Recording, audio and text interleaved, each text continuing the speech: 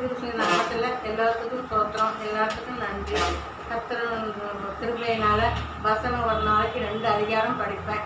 2 அதிகாரம் படித்து அதுக்கப்புறம் ஜெபம் பண்ணுவேன். ஜெபம் பண்ணிவிட்டு சரி கர்த்தரை எப்படி மக்களுக்கு நன்மை செஞ்சுருக்காரு, கர்த்தரை எப்படி எல்லாத்துக்கும் உதவி செஞ்சுருக்காரு என்று அது மூலமாக நான் நானும் பேசுவேன். யோபுக்கு 10 பிள்ளைகளை பறி கொடுத்துட்டு யோபு எப்படி இருந்தாரோ அதே போல் நானும் நம்ம 4 பிள்ளைகள் இறந்துட்டுன்னு இல்லாமல் யோபும் செய்த உதவியே எனக்கும் செய்வார் என்று நான் விசுவாசத்தோடு இருப்பேன். ஆனால் ஏசப்பா என்னோடு பேசுவார். ஏசப்பா சொன்ன வார்த்தை சொப்பனம் மூலமாக, வசனம் மூலமாக, டிவி மூலமாக பேசுவார். ஏசப்பா சொல்லுவார், நீ உன் பிள்ளைக்கு ஒரு பிள்ளைக்கு தானே தாயாக இருப்ப, இப்போ எல்லாத்துக்கும் தாயாக இருக்கான்னு சொல்லுவார். அப்போ நான் யோபுக்கு தான் நினைப்பேன். யோபுக்கு 10 பிள்ளைய கொடுத்தார், 10 பிள்ளைய எடுத்தார். யோபு ஒஸ்தியை போல என்னையும் ஒஸ்தி வைங்கன்னு என்று விசுவாசத்தோடு நான் ஜெபிப்பேன். அதே போல் காணா ஒரு கல்யாணத்தில் தண்ணீரை திராட்சரசமாக மாற்றினது போல் என்னையும் மாற்றி வைங்கன்னு ஜெபிப்பேன். என்னையும் உயர்த்தி வைங்கன்னு ஜெபிப்பேன். உங்களையும் உயர்த்துவாங்க.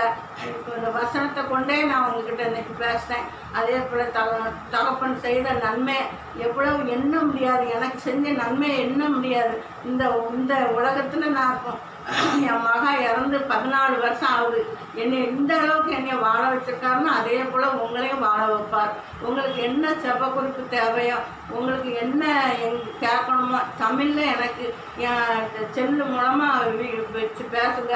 என் நம்பரை கொடுத்தேன். அப்படி கர்த்தர் நாமத்தில் யோபுக்கு செய்தது போல் எனக்கும் செய்வார், உங்களுக்கு செய்வார்.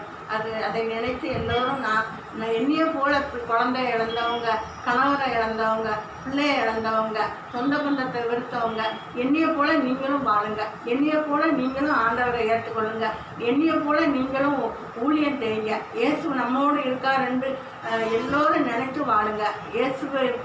இயேசு இல்லைன்னா நம்ம இல்லைன்னு நினைங்க. நான் உயிரோடு வாழ்கிறதுக்கு ஏசப்பா தான் காரணம். அதே போல் என்னைய மாதிரி இவ்வளவங்களுக்காக நான் மீண்டும் மீண்டும் தெரிவிக்கிறேன். நீ எந்த காரணத்தை கொண்டு தற்கொலை பண்ணணும்னு நினைக்காதுங்க. என்னைய நினச்சி இந்த சேனலை பார்க்குறவங்க இந்த அம்மாவுக்கு இவ்வளோ அதிசயம் தெரிஞ்சிருக்கான்னு நினைத்து நீங்களும் தற்கொலை இன்னும் கொள்ளாமல் ஆண்டவருக்காக வாழுங்க, ஆண்டவருக்காக ஊழியம் செய்யுங்க. இந்த செபத்தை இதோடு முடித்துக் கொள்கிறேன். இந்த சேனலை சப்ஸ்கிரைப் பண்ணுங்க. இந்த வீடியோ உங்களுக்கு பிடிச்சிருந்தா லைக் பண்ணுங்கள், ஷேர் பண்ணுங்கள். நன்றி.